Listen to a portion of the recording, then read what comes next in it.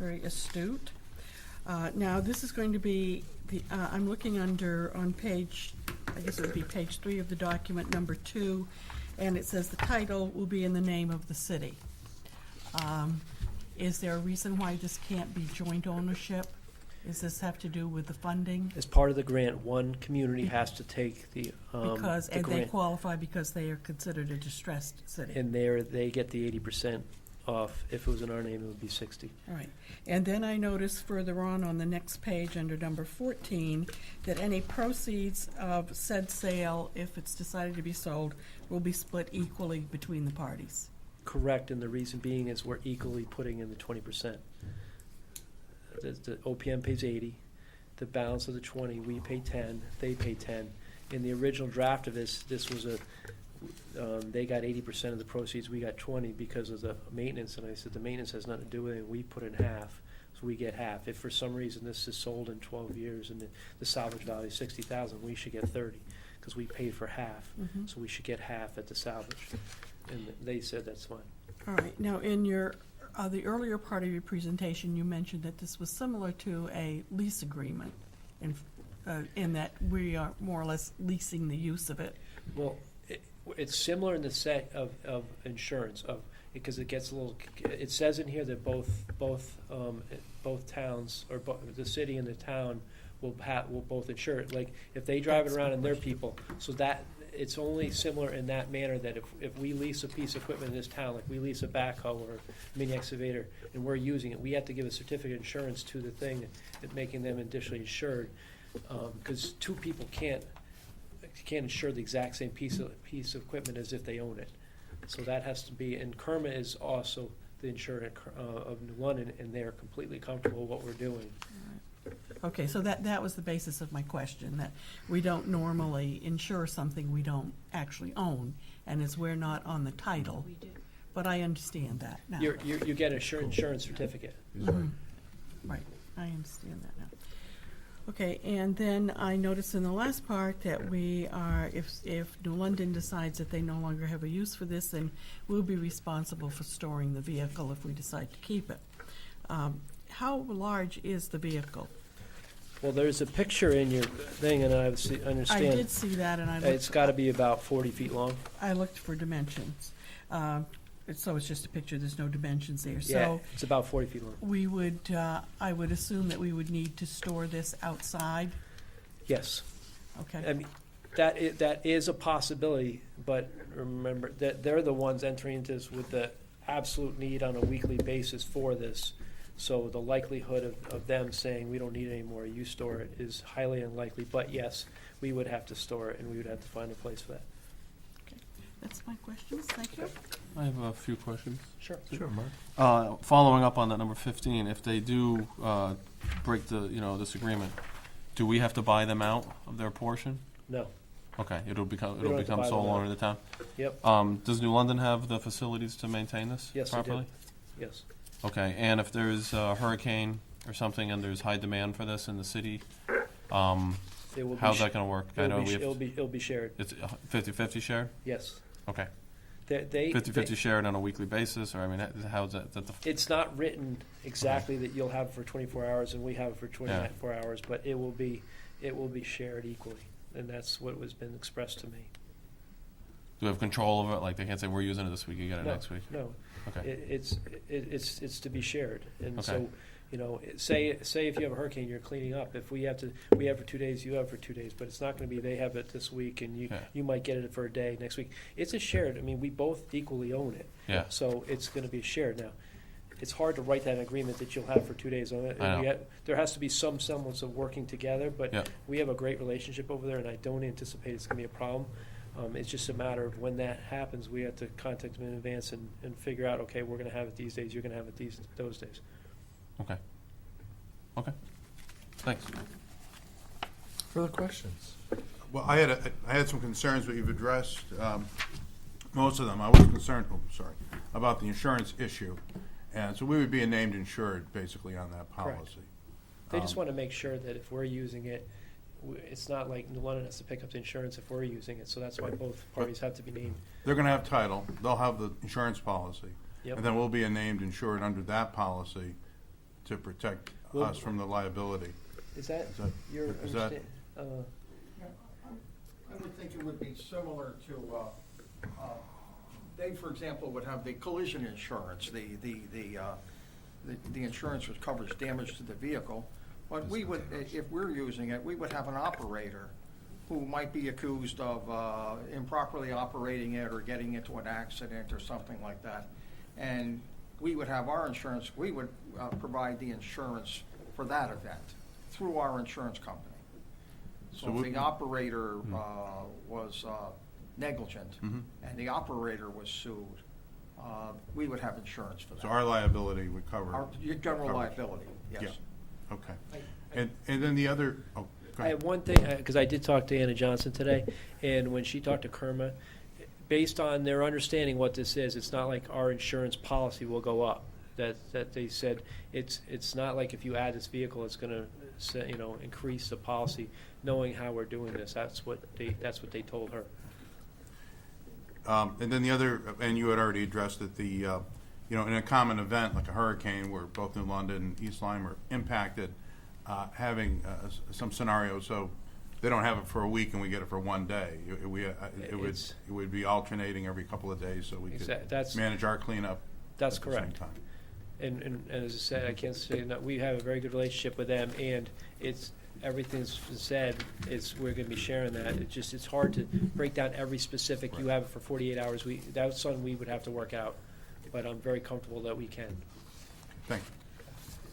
All right, well, that kind of answers my question too, in that you feel that we have a very good working relationship with them in this area, because number 7 states that we must give 24 hours notice that we would like to use the vehicle. I would assume that if there was an emergency situation, that would be waived. It says the next statement is, however, that said notice requirement may be waived at any time by the city. We had to put something in there to give them some notice, but I've already been told if you need it, then we can get it. It's a matter, say if Tuesdays is the day they do bulky and we have to use it, it's something we just have to work with them, but they want to work with us on it, so we had to put some provision to give them some kind of notice, but actually the original document that was drafted by their attorney said a week, and I'm like, that's not acceptable. I didn't even want any notice when we came up with 24, which was we thought was a reasonable request. So in the eye of the storm hits New Jersey, we put them on notice that we need that truck. That's what we're gonna do. Yes. Right. And then the vehicle itself, I'm just curious, is this something that's a stock vehicle that, if this were approved, and then the vehicle would, Yes. it would be able to be purchased and delivered? Yes, that's that. So, to answer your question, yes, it's something that's ready for us. We don't have the grant. As February 1st comes around and we get this, as Attorney O'Connell said, that New London's already done their interlocal agreement and signed off on this exact same document. If this board so chooses to do that, then we get it in. If the state OPM says it, then they authorize the money. The next step I got to do is then we'll be seeing you again, because we're going to go Board of Selectmen, Board of Finance, town meeting, because it's over $10,000, to go and appropriate the funds. And but that would be jumping the gun to do that now. We it's like a So three-step this- process. The first This one. isn't like a fire truck where we've got to order it and then a year No. later No. and we get, yeah. It's my. It's They're the ones that did the work. And, off the shelf, as and, it were. and it looked like it was ready to go. This is the exact truck. I have the invoice right in this thing. It's all ready to. I think they're setting it aside for them. Yeah, right. I mean, the quotation is right here. It's everything that's ready to go. Further comments, questions? I'm just pleased that we don't have to house it. I After am. seeing our I am too. lack of facilities for that. I am too. I really think that this could be a stepping stone of looking at how you regionalize equipment, because why should every town have to keep buying $160,000 No. equipment? So, and it's a great scenario because we're paying 1/10 of it. They're housing it. They're maintaining Maintaining it. It's very favored to us, and then we get to use a piece of equipment that you typically wouldn't get your hands on. It's Right. brand new, so in all likelihood, if we were buying some 10 years old and used, we're gonna start maintaining it right away, but it should, it's gonna have all the warranties and everything like that, and, and we have a good working relationship with this community, and they're a distressed community. It's kind of a home run. Joe, I applaud you for the for the initiative, picking this thing up, and then with New London, picking up the phone call, but not just that, but you really worked out a great deal for us. I mean, it seems like a really good relationship that we're starting here, and the terms are very favorable, I think, to both. Yeah. But they're very reasonable especially to us, who we'll only have it 20% of the time, typically, but on demand and at a great cost. So again, a great asset, and you certainly done a great job on this one. Thank you. I'll call for a vote if there's any further comment, unless there's any further comment. So all in favor, say aye. Aye. Any opposed? Any abstain? Great. Thank you, Joe. You'll notice on your agenda tonight, and I don't know if you have it in your packet. Yes, you do. I just looked over. Things are a little different with this request. This came from Sergeant Blanchette.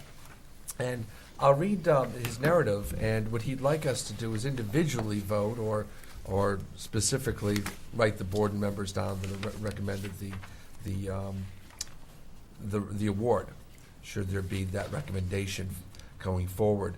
And this is a new way. This is how the state police does it, and we're trying to bring some new procedures. And I think I applaud Bill Blanchette on his way out. He thought this is worthy of the life-saving medal.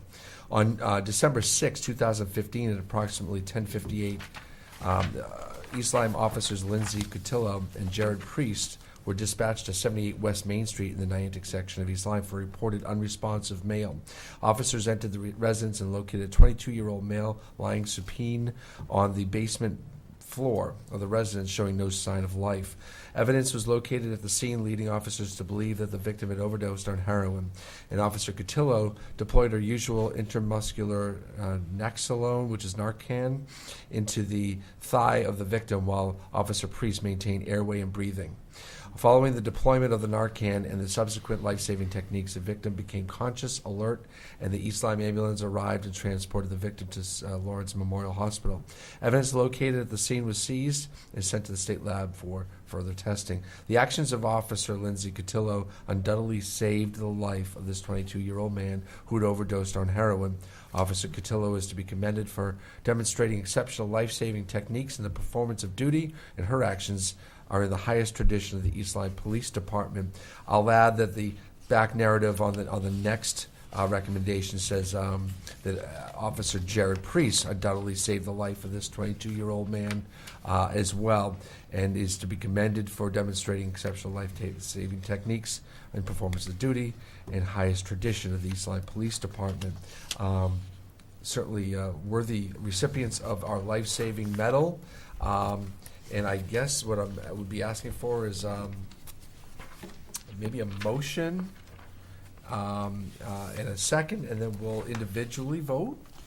I'll move to approve the awarding of the life-saving medals to both Officer Lindsay Cotillo and Officer Jared Priest for their actions on 12/6/2015, where they were responsible for saving the life of a 22-year-old male who had overdosed on heroin.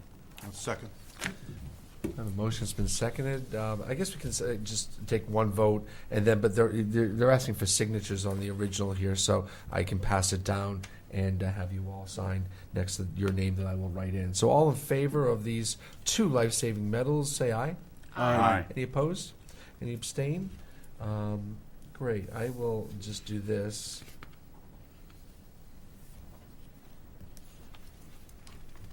And we don't need to check the box. So if you just include your name and then sign, and of course that's my book and my agenda's attached to it. The next, I think, is a fisherman's lease. Well, before we leave this subject, at the previous meeting, I had requested that a letter be sent to Sergeant Blanchette, and I know we've all been busy with the holidays, but I was wondering if had an opportunity to do that on behalf of the board. On the 23rd of December, it was Mark had left for going out of town for Vacation, with you his can say family, it. with vacation to Disney World No, you don't have with to his say family. that. So, well, for his family for the holidays, for Christmas. So we had a ceremony for Bill where I presented him a proclamation written by Mark and signed by Mark, where he's also thanking him for his years of service, making him an honorary citizen of the town of East Lyme as well. Thank you. Sergeant Blanchett is asked to be present when these medals are presented. We'll do that at our next Board of Selectmen meeting, if the schedules coincide and we can incorporate. So I'll also have a chance to pat Bill on the back and thank him for his years and years of steady service to our town. The lease now on our agenda, is it Fisherman's Lease? I do not have the agenda in front of me. Appointments? Okay, appointments. Yeah, we're passing your book around right now. Yeah, my book has gone that way. Appointments, we don't have any prepared, right? I think there are. There There are a couple. few. Okay, I think Kevin has them in this folder. terrific. If Kevin can read out a couple and then pass them down, I guess we could do it that way, since we don't have a motion sheet like we usually do. Okay. I'll move to appoint Peter Harris of 5 South Ridge Road, Niantic, Connecticut, to serve on the Niantic River Watershed Board as an alternate through January 6, 2020. Are there any others for that same board? I don't think so. It looks like that's the only one for this one right now. Okay. Second?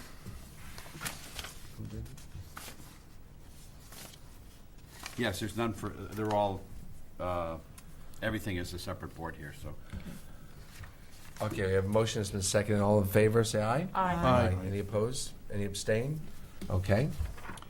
And I'll move to appoint Richard Morris of 9 Hague Avenue, Niantic, Connecticut, to serve as the Town of East Lyme Fire Marshal through January 6th of 2020.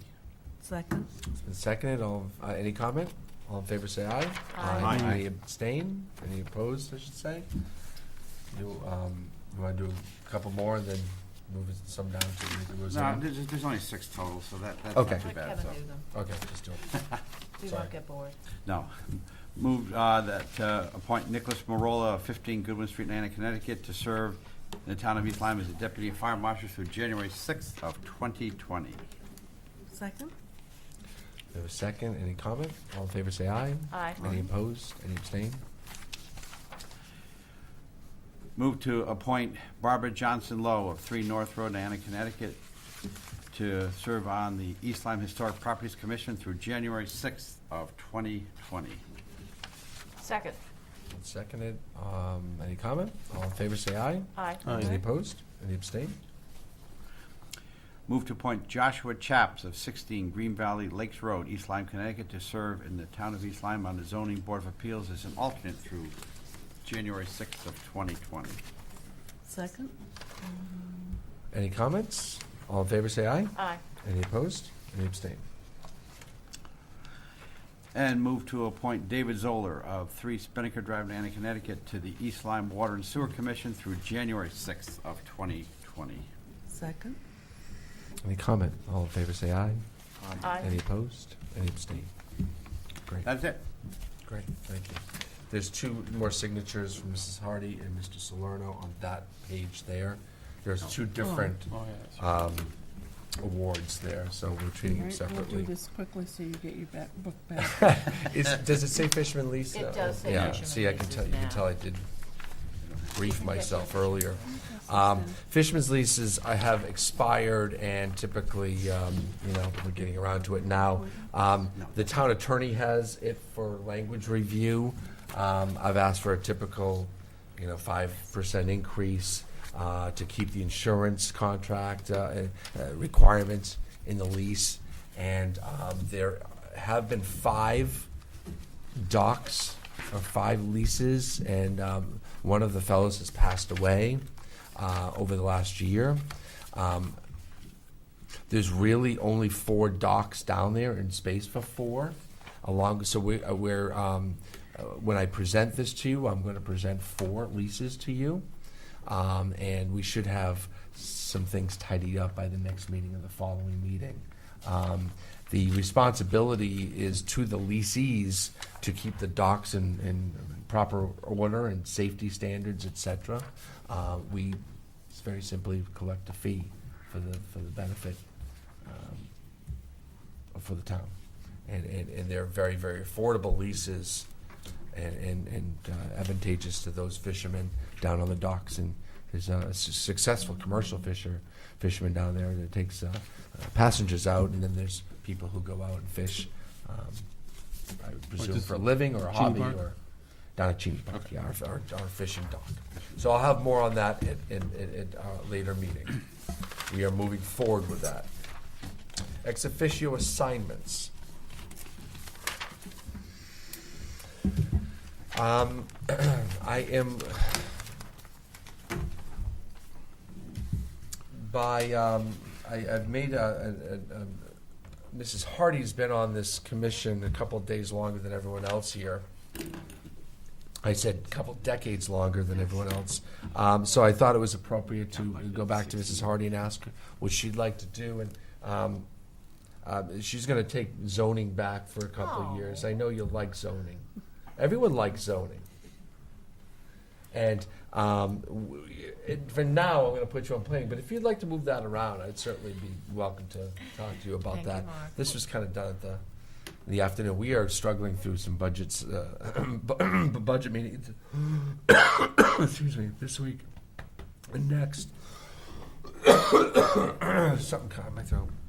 So, Dan, the Smith Harris House, Wells Co., and historic properties, if you want to pop in on them from time to time, they are don't have to be an official ex officio. That kind of goes hand in hand with the Smith Harris House. They do ask for ex officios to drop in on them every once in a while. Historic properties, I can get you their schedule. Great. As you know, we rotate our Board of Ed. Everything else will stay the same, by the way. I'm going to add youth services to yours. Which I, They meet, yeah. I know you Right go before, anyway, and yes. they meet the same evening. Yeah. Everything else pretty much stays the same. January and July will be Mrs. Cheeseman. February and August will be myself. March and September, Mrs. Hardy. April and October, Mr. Seary. These are the Board of Ed rotations. I would think that I probably didn't say that. May and November is Mr. Salerno. June and December, Mr. Cunningham. Those are good months, Dan. Quiet one. Those are quiet months for them. They get past everything. This is posted in our selectman's office, so you're welcome to come in anytime. And if you can't make a meeting, traditionally we put that out to others, and we might be able to get coverage. Would you have the secretary put that in our next packet? That's a please? fine idea. Thank you. And you want to kind of review, Mrs. Hardy? We were talking about this earlier, about reviewing what an ex officio does, what the expectations Before are. we start that, is everyone else the same? So is mine the Yes. same? Okay. Yes. Inland wetlands, town building, and harbor management. Okay. Well, we generally do a little review and refresher for each other on the role of the ex officio. And as much as possible, if you can't attend a meeting, to try to find one of the rest of us to cover for you. This is really, I think, important for keeping us abreast of things. As ex officio, you are entitled to all the rights of a commission member, with the exception of voting, and that includes being able to attend executive sessions. The chairs of the committee should be aware of this.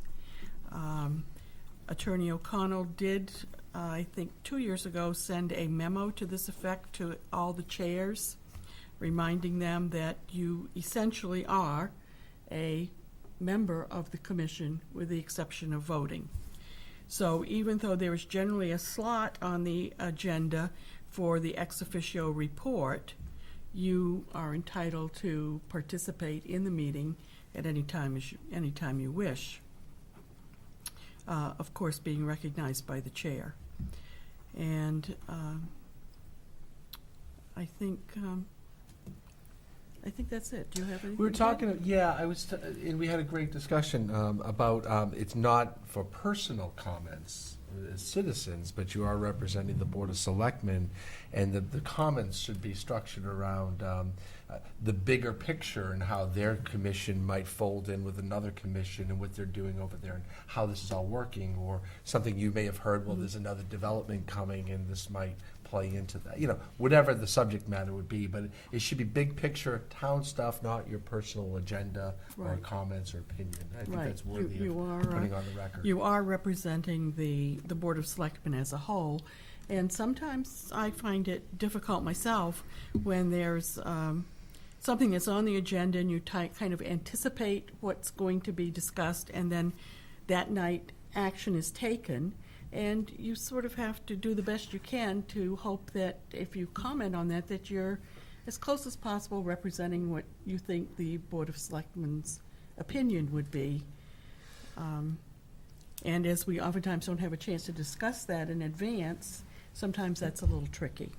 But I think in the past, we've all done a good job trying to meet this commitment and attend the meetings and report back to the board so that we're informed. Those are my comments. Thank you very much Thank for that you, Pam. update. Much appreciated, and thank you all for, I mean, you know, we meet here every 14 days, but I know we're all out there busy, not just these ex officios, but also representing the commissions and the nonprofits and such as the library or the care and share or whatever it is, the church groups, etc. So thank you all for your service to the town. Can I just add on Yep. to what you're saying? Because, you know, Roseanne and Holly always did a good job at informing the commissions what's going on in the town in the big picture, like what's going on at the Board of Selectmen, feeding that back down. I always found that to be very useful, and that's also something we should continue to do. Yes. Yep. Yes, indeed. Yep. Big picture stuff. Yep. Ex officio reports. It's the beginning of the year, but does anyone have any reports for us this evening? I haven't since, no, everything's been post-Christmas. Okay. Mrs. Hardy? I'm going to take a break tonight. I don't have anything. I will just add that I did meet with Mr. Mulholland. We did get a draft copy of the from our town attorney of the blight ordinance, and we're going through it right now, striking things and asking questions and stuff like that. So be prepared. We'll be back soon. You're the best, Mark. Mrs. Cheeseman? I do have a report. The library had its first board meeting of this year on Monday.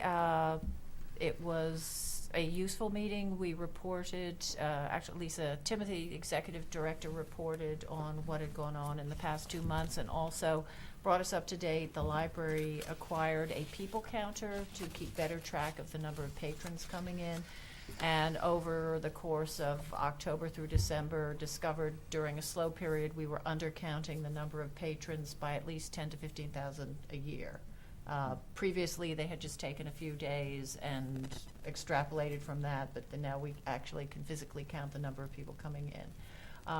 She also presented the budget, which she and I had the opportunity to discuss with the first selectman and the finance director yesterday. And they had a busy New Year's period and look forward to working with the town to continue to provide amazing services. And that's my report. Thank you. Dan?